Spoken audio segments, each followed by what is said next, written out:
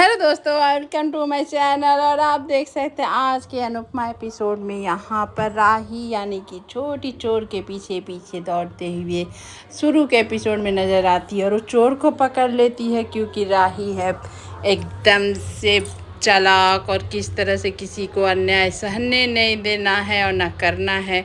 इस तरह से वो चोर को पकड़ती है। चोर बोलता है तुम भी तो यही काम करती हो। तो वहाँ राही बोलती है मैं करती हूँ अच्छे के लिए, तुम कर रहे हो बुरे के लिए।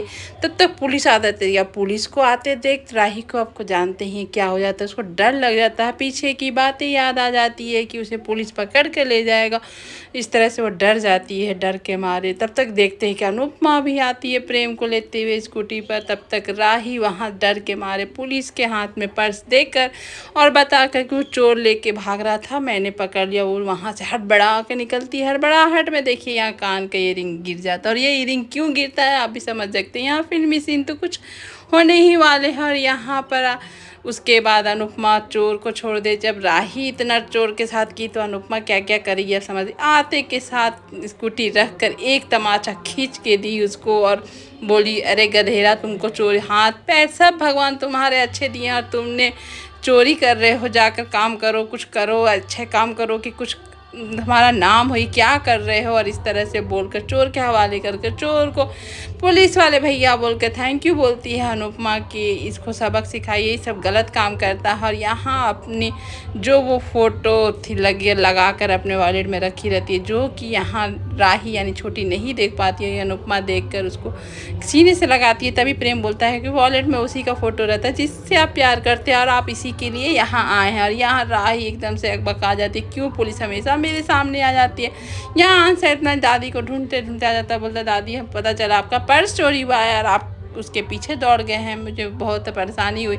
यहाँ उसी अंश से प्रेम भी मिलता है और प्रेम बोलता है कि आप लोग कोई कष्ट नहीं कर रहे हैं, कुछ नहीं हुआ, सब कुछ सही हो जाएगा। और आप इसकी दादी हैं, लग ही नहीं रही हैं। इस पर अनुपमा यहाँ प्राउडली बोलती है हाँ मैं इसकी बाकुड़ा की दादी हूँ। और यहाँ पर उसके बाद इसे बातें होते रहती थी। क्या आ जाता है धर्मशाला वाला और बोलता है कि चलिए मेरे पास, क्योंकि लेकिन ये जब वो आश्रम का नाम लेते तो बोलता है वो लोग फ्रॉड है, अच्छे नहीं है। यह प्रेम बताता है कि ये सत्तू नाम है इसका, अच्छा है, आप इस पर विश्वास कर सकती हैं, मैं भी यहीं रुका हुआ हूँ। फिर अंश बोलता है कि अरे वो लोग तो फ़ोन भी नहीं उठा रहे, कहीं फ्रॉड होंगे तो क्या करेंगे अनुरी, इसीलिए चलते हैं हम इन्हीं के साथ। और उसके बाद वो लोग वो आश्रम ना जाकर या इसके साथ चले जाते हैं ठहरने के लिए। और ये देखिए जो इयररिंग गिरा हुआ रहता है वो प्रेम को मिल जाता है, क्योंकि इन दोनों की प्रेम कहानी तो शुरू होने वाली है और हो चुकी है। और यहाँ पर आश्रम पहुँचकर डांट रहे होते हैं वहाँ पर कि क्यों तुम अपनी अकड़ की वजह से आज अच्छे खासे कस्टमर छोड़ दिए, हमें पैसे की कितनी ज़रूरत है। उसके बाद यहाँ पर बा बहुत परेशान है कि दशहरे का दिन है और सब अनुपमा सब छोड़ छाड़ कर चली गई है, कौन करेगा, मैं कैसे करूँगी। यहाँ किंजल बोलती है कि क्यों हमेशा जो करते वही करना है और समय के अनुसार चेंज होना चाहिए। जिस तरह से किंजल यहाँ चेंज हो गई है। और यहाँ बा बोलती है तुमको चेंज होना हो जाओ और मेरे मरने के बाद तुम ऑर्डर करके खाना, अभी मेरे हाथ से खा लो, फिर यही चीज़ को याद करोगी। ये बात तो बात बिल्कुल सही बोल रही है, जो अपने हाथ में मज़ा है वो बाज़ार के सामानों से नहीं है। यहाँ पर आ जाती है मदद करने माही बा का। तो यहाँ किंजल बोलती है तुम छोटी अनुपमा, यहाँ अनुपमा मम्मी तैयार कर रही है।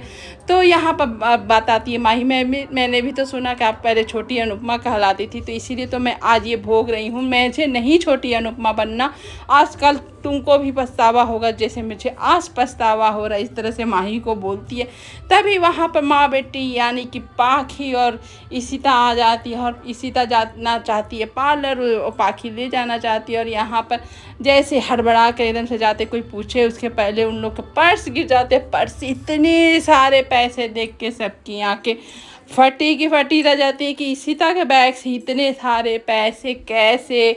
अब क्या माँ बेटी बोलेगी नहीं बोलेगी, इन लोग की हालत ख़राब हो जाती है। और यहाँ पर आप देख सकते हैं कि प्रेम बोलता है कि आप मेरे नाटक में का रोल कर लीजिए। यहाँ अनुपमा ना बोले उसके लिए प्रेम बोलता है आप सोच समझ के बोलिएगा, अभी समय है। यार ये अंश देख कर कितना स्वीट क्यों बन रहा है, स्वीट है कि ये बन रहा होता है। तो उसका देखा देखी अंश भी यहाँ लड्डू बनाने लगता है, जो कि अनुपमा देख के खुश हो जाती है कि मेरा बागुड़ा भी बनाने लगा है। और यहाँ बाप पूछती है कि आखिर इतने पैसे कैसे आए। तो यहाँ पर बताती है कि जो इन्फ्लुएंसर होते हैं उन्हें ढेर सारे पैसे मिलते हैं बाल, लेकिन ये लोग छिपाते हैं। यहाँ पर बताती है सीता मेकअप, कपड़े, कैब करना, इस सब में कुछ नहीं बचता। तो यहाँ किंजल बोलती है जब कुछ बचता ही नहीं तो क्यों करती हो लोग काम, इतना मेहनत ही क्यों करना। तो बस किंजल पड़ जाती है पाखी कि तुम कौन सा देती हो, तुम भी तो कमाती हो। तो यहाँ पर किंजल बोलती है कि अरे मैं कहाँ कमाती हूँ, मैं कमाती हूँ तो क्या हुआ, तोसू तो देता है। मैं अपनी और यहाँ पर सीता क्यों बैठेगी घर पर, तुम्हारी बेटी की जैसी मोटी हो जाए बैठ कर। ये सुनकर बेचारी परी वहाँ से अंदर चली जाती है। बार बार परी का मोटापा होने पर इंसल्ट करना ये घर वाले की आदत हो चुकी है। और ये किंजल खुद करवाती है, खुद करती भी है, कोई क्या ही करे। यहाँ पर किंजल बोलती है कि जब सब कोई हराम का खारा माँ बेटी 1 रुपये नहीं देते तो मैं क्यों दूँ। ये सब सुनकर बाव दोनों को डांटती है कि तुम लोग को शर्म आनी चाहिए कि तुम लोग के पास पैसे है फिर भी अनुपमा के टुकड़े पर पल रहे हो। तो तुम लोग से तो अच्छी अनुपमा है कि वो पैसे बटोरना नहीं सीखी है, हम लोग पे खर्च करती है, और तुम लोग जैसा स्वार्थी तो कोई होगा ही नहीं। यहाँ पर किंजल बोलती है कि जब सब कोई पैसे देने लगे मैं भी दूँगी। यहाँ डायरेक्ट माही को बोलती है कि वो भी तो बैठ के खा रही है। इस तरह से यहाँ पर आप देख सकते हैं राही यानी छोटी कस्टमर को झूठ मूठ का बातें बनाकर अपने धर्मशाला में रोकना चाहती है। उससे पैसे भी ले लेती है कि वहाँ ये है वो है ये फैसिलिटी, लेकिन आ जाता वहाँ प्रेम आके बोलता है आप अपने फ़ोटो दिखाइए करे सब है। तो यह तो फ़ोटो तो है नहीं है, धर्मशाला ही नहीं तो फ़ोटो कैसी। पकड़ा जाती है यहाँ पर राही, और राही को फिर पैसा वापस करना पड़ता है जो कि प्रेम की वजह से गुस्से में आ जाती है। बोलती है कि तुम मेरे बीच में क्यों पड़ते हो। यहाँ पर प्रेम बोलता है कि गलत काम से पैसे कमाने से मैं तुम्हें रोक रहा हूँ। यहाँ राही बोलती है तुम्हारा पेट भरा हुआ इसलिए तुम इतने बड़े बड़े बातें कर सकते हो, हमें 2 वक्त की रोटी के लिए हमें कुछ भी करना पड़ता है, तुम बीच में मत बोला करो। तुम लोग के पास पैसे हैं इसलिए तुम लोग कुछ भी कर सकते हैं, कुछ भी बोल सकते इस तरह से। लेकिन यहाँ पर प्रेम जो किया बहुत अच्छा किया, राही को एक गलत काम करने से रोका, क्योंकि हराम के पैसे हराम के ही होते हैं, ज़रूरत कितना भी रहे। लेकिन यहाँ राही एकदम से उससे बोलती है तुम हाथ जोड़ती तुम मेरे पीछे मत पड़ा करो। तब तक वो दोनों एक दूसरे में लिपट जाते हैं, माले में लिपट कर फंस कर गिर जाते हैं। और ये आप देखते हैं फिल्मी सीन आजकल सीरियल में भी आ गया है जो देखने में मज़ा आ जाता।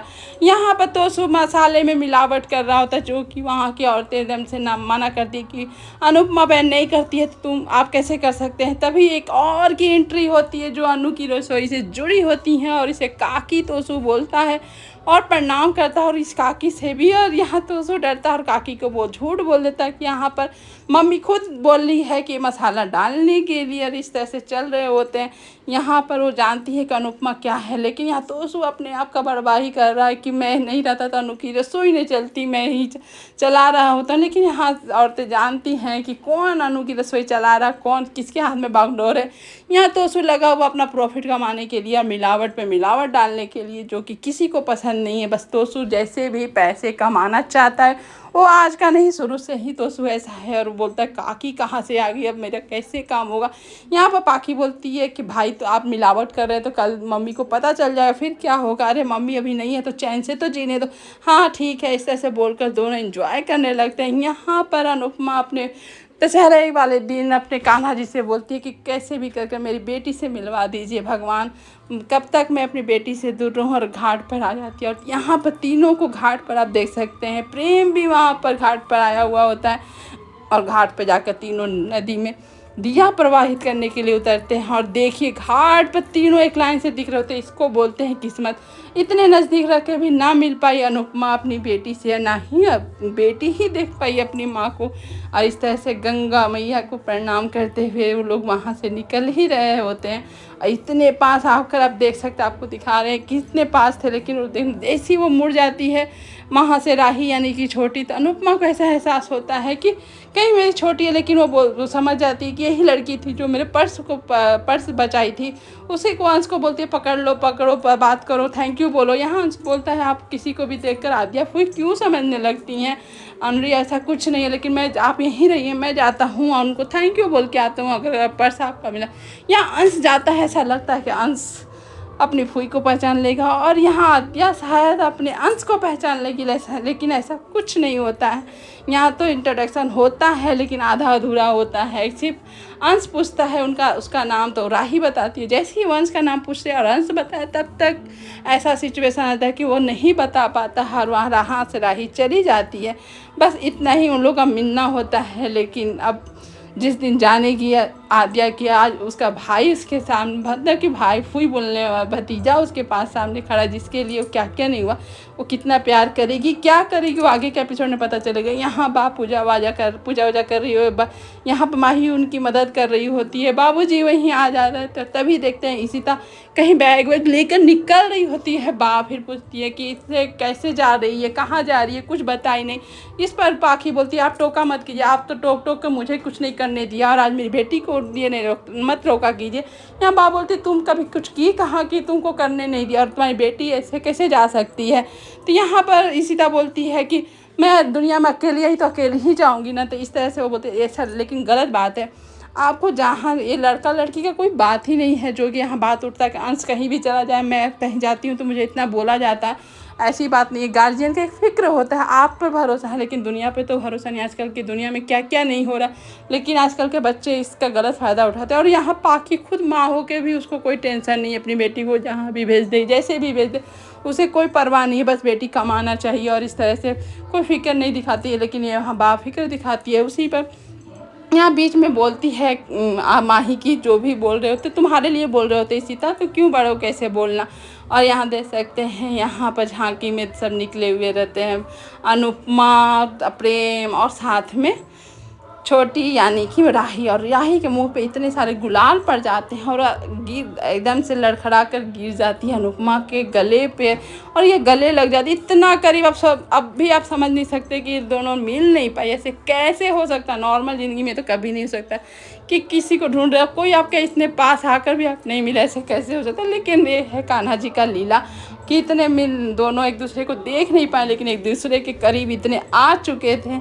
कैसा लग रहा था कि आज तो मिलन हो गया माँ बेटी का, लेकिन ऐसा कुछ नहीं होता है। यहाँ राही की दोस्त आती है और राही को लेकर चली जाती है और राही का आँख में इतने अबीर पड़े हुए हैं कि वो देख नहीं पाती। और अनुपमा कैसे ही पहचाने अपनी बेटी को, लेकिन एहसास तो हो चुका था कहीं मेरी छोटी तो नहीं है। आज का एपिसोड बस इतना ही। आपको कैसा लगा? Thank you.